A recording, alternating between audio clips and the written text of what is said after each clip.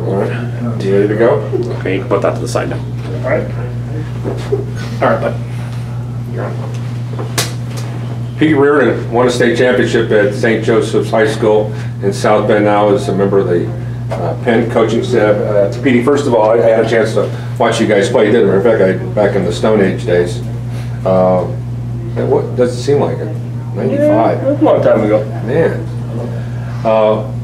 The importance of team camaraderie, importance of team dynamics. You experience this as a player, so you know those kind of things exist. When you came over to Penn, did you realize that this has been going on for decades? Well, it didn't take you long to figure it out. If you didn't realize it, it didn't take you long to figure it out. Everyone's on the same page when it came, time to for Friday nights. I first started as a volunteer for Wally Oman, and got to learn from him and how much detail he put into things. Across the board. One of the things I remember as a young coach on Friday nights, he would polish his shoes. His coaching shoes, and just what he put, just the amount of detail and attention he put in that. Maybe he was just trying to distract himself, but all the way down to that.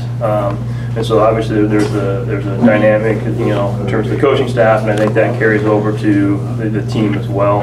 And I think when the players see the coaches and how well they work together and get along, I think that they realize they've got to fall in line pretty quick too, because it's all, everyone has the same goal. Coaches aren't, one coach isn't trying to one up the other, never has been, and don't think ever will Penn. That's just the way that is. It seems to me that you fit into the Penn coaching staff like you grew up here. Well, I got pretty lucky. Like I said, I volunteered for Wally, and spent. I started teaching at Penn 2000, 2001, and didn't get hired until a week before school started. So I was actually, for very first year of teaching, I was actually coaching at Northridge High School with my high school coach Frank Amato. And as soon as the season was over, I was able to get in with the staff at Penn, and very fortunate to volunteer for Wally, and then work with guys like Don Monhoop, Art Klinger, and Chuck Wagner, guys that got out. And it was really fortunate, just kind of the timing of things, because when Coach Giesman retired, and so did the same year, so did Coach Wally, and I was able to take over the defensive backs at that point. So kind of just got circumstantial luck, to be honest with you. It was a pretty young coach to learn from these guys, and it just, being a single guy, I was able to just immerse myself into Penn. That first year, I coached 3 sports. I did freshman basketball, I did JV baseball, I did football, and so I was always around with the athletic department as well, and that's, just was something I loved doing. You also left, and your wife was doing some work in Indianapolis. Correct me if I'm wrong. So you were away from the coaching staff for a short period of time, but you came back. Correct. So my wife and I got married in 2007. That spring, and she was doing her medical residency in Indianapolis. And once we realized where she was going to be placed, started applying for jobs down there, and Coach Giesman was trying to do some work behind the scenes with some former Penn guys like Tom Dilly, who was in Lawrence North at the time, and things just didn't work out there. But landed at Ben Davis through one of my college teammates and roommates, and so I was there for 3 years while she did her residency, and then she interviewed all over the place, Indianapolis, Chicago, here, and this really was the best fit. She was a Penn girl, so she grew up in the area, just actually grew up about 5 minutes down the street from here, and so it was kind of a natural fit to come back, and fortunately Corey and the guys were willing to let me come back. So the Ben Davis experience for you, you had a chance to work with some high quality, high character guys there. What did you take away if you compare the two? It's that, I don't know if you can compare apples with apples or apples with orange. What do you think? It was, I feel very fortunate because for the time I was here, I got to learn a lot of X and O's from Corey and Don Manu, Pat Barrier, after Wally retired, kind of assumed that role. So I was very much in the mix of designing our defensive packages and understood that process and how to do that. And then after my first year at Ben Davis, Mike Kirshner turned things over to me on the defense. So I not only did I get a chance to learn all of from great fundamental people here, then I had a chance to go ahead and implement that. And then go ahead and try out things on my own as a defense coordinator there. So from that standpoint, it was pretty fortunate. As far as there's certain similarities, obviously, the very high level of expectations, both at Penn and Ben Davis, because, traditional powerhouses and administrations who provided you the resources to be as successful as you possibly could. I would say one of the biggest differences was the amount of staff turnover at Ben Davis relative to Penn. Penn, you have guys that have been here for 30, 40 years. Ben Davis staff turns over pretty regularly, which I think is a credit to Mike, as a head coach, because he maintains a high level with the guys coming in and out, and also there's a lot of opportunities to take other jobs down there, a lot of good jobs for assistants to do well at Ben Davis than to move on to something else. So I think it's something that just circumstance of the situations. One thing that Chris mentioned early on, but he talked about once Ben Davis got on the schedule, that when Coach Delahan was there, how it kind of changed the dynamics, because if you're not used to playing at a certain tempo and a certain speed and a certain type of athleticism that you're going to see, you can't replicate that in practice. And Chris has shared with me over the years that it was a kind of an eye-opening experience when you're seeing that for the first time, and I'm sure you would echo the same type of situations and thoughts, is that's hard to replicate. Yeah, well, absolutely, and that was one of the things that so when Penn started doing that, I was I was in college at the time, so I couldn't speak to those first few games where they played each other. But yeah, when you play good competition, it makes you better. There is absolutely no doubt about that. And the more speed that you see across the board, the better off you are. Especially in Indiana high school football, where everyone's going to make the playoffs, and it's a matter of getting yourself prepared. And you notice, the teams in Indianapolis, especially in the mid conference, they play each other, and even their non-conference games are a lot of times difficult. They're playing teams from Cincinnati area or some of the other powers, and just makes them that much sharper if they can survive physically. You also have to keep in mind that those games can be a meat grinder physically for your teams, and there's a lot greater chance for injury. But as far as going back, the Ben Davis situation, having them week 2 before the conference started was always a great barometer to see how where Penn was, and it also gave Penn an opportunity to get better based on that, and time to make those changes, whether it's personnel changes, scheme changes, or just attitude changes within certain players. That we've got to get faster. We've got to get this done. As a kid who didn't grow up in the Penn system and didn't play at this school, were you aware of this dynamic that they called the Penn Way? And then how would you define it now that you've been here and you've coached there? What does the Penn Way mean to you? Well, what it means now, I think, is a very very close attention to detail and passion. I don't think there's any other way of putting it. In passion for what you're doing and how you're doing, and I think that's contagious with the players.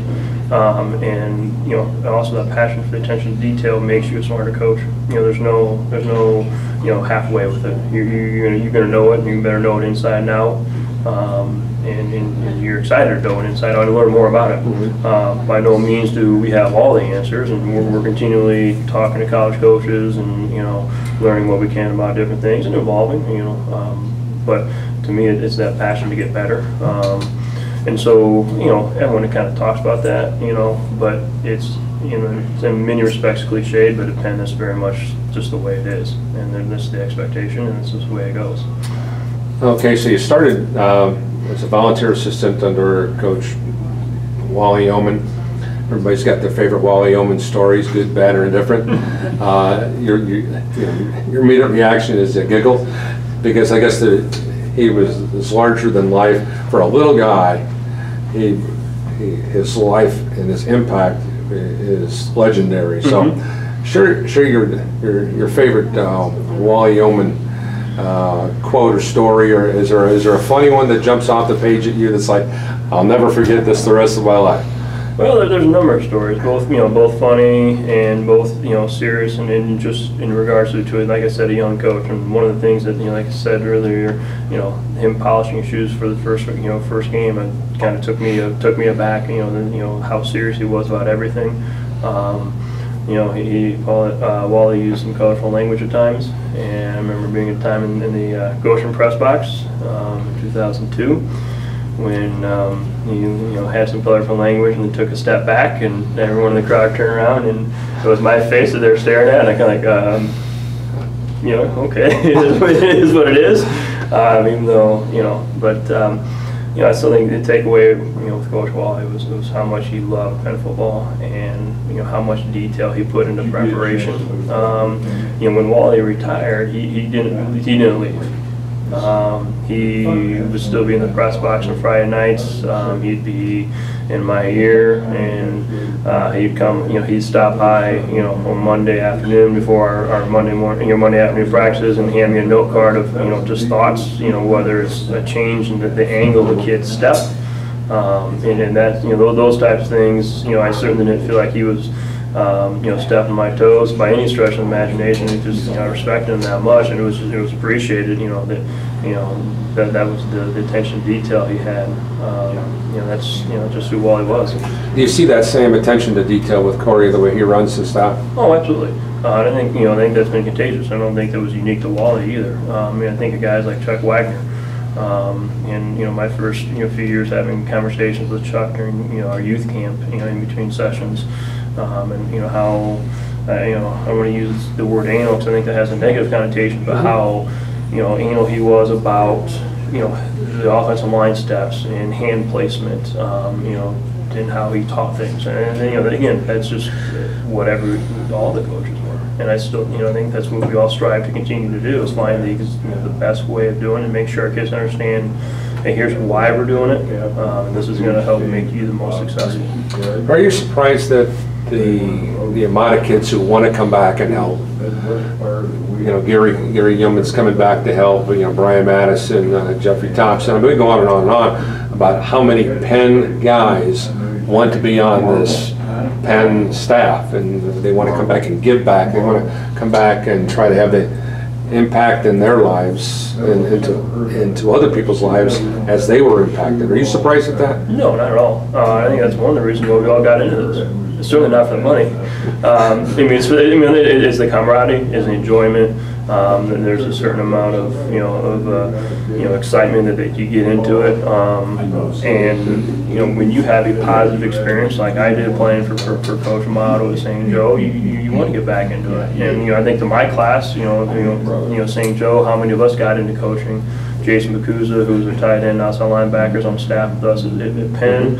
Marcus Clayton got into coaching. Ben Downey's the head coach at St. Joe for a number of years, and a handful of other guys from our staff, or that I played with, were on Ben's staff, and so you look at the success we had at St. Joe and the continued success that Penn has for decades now. No, I don't think it's surprising at all. And it's a great thing, and it's fun to have them back, and especially because they've gone on and played in college and bring back different experiences and different ideas, but they still understand the core values of what of what we're trying to do. So it's great. It's a lot of fun. What's your favorite Penn antidote or Penn moment? Do you have one? Or is it just a combination of a lot of things that's just happened over the years? Is there one that, if someone's going to ask you to write a book report on this is my favorite Penn moment, this is what, I'll take this one to my grave, this is something that stands out in my mind as I saw this happen, I saw this kid's life changed, or it's changed my life. There's always one or two moments in life that come along there. I think you have one? I don't know if I have one in particular, but I think it's a kind of a compilation of experiences. you mentioned not being a Penn, having gone to Penn, but I, remember my very first year coaching. The coaches and wives would always get together right before 2 days and go out for a nice meal somewhere. And my very first year of coaching, Marilyn Yeoman, Wally's wife, and Becky, Trent's wife. They were getting shirts for the husbands, and they pitched in and got me one too, which really is, was kind of a, hey, we're gonna, you're one of us, no matter, to start with, and that kind of, in a sense, set the tone of, inclusion, and from there, any number of different stories over the years of guys I've coached. We've had guys that have gone on to military service, and they're flying fighter jets. The guys that are just great husbands and great dads, and we see different places when we go around state. I had a real close relationship with Andrew O'Connell, who's a defensive back for me, and he was a freshman coach at Carmel for a year or two, and we came down three or 4 years ago to play them, and he came running across the field. Those types of things, just little things, nothing that but there's just a lot of those little types of stories that add up over the years that are kind of makes coaching fun. And it's just I think it's I don't think unique to me, but it's just what coaching is all about. I want you to take me back to St. Joe and playing against Penn. Did that happen a lot? I'm trying to remember the schedule. We didn't have them at all on the schedule at the time? St. So, Joe, I mean, how did you guys view them across the street, if you will? When I was at St. Joe? Yeah, I mean... they were the big school that had all the success, and like probably most South Bend schools. A little envious? Envious, and a team that we didn't like, or a school we didn't like. We didn't really know much about them. We played them in other sports. We played them in baseball, and they were always successful in those, in that sport as well. And it was a game that we kind of got up for, but at the same time, I think there was more of a school that people were jealous of their success than anything else. Once you're over here for even the short amount of time, you realize that that success isn't because it's a big school. It's the success is because of what people put into the program, coaches and players, and the size certainly doesn't hurt, but at the same time, there's so many things to do at Penn that we have to still try to keep our own kids out, because there's a lot of other things to do. Good enough.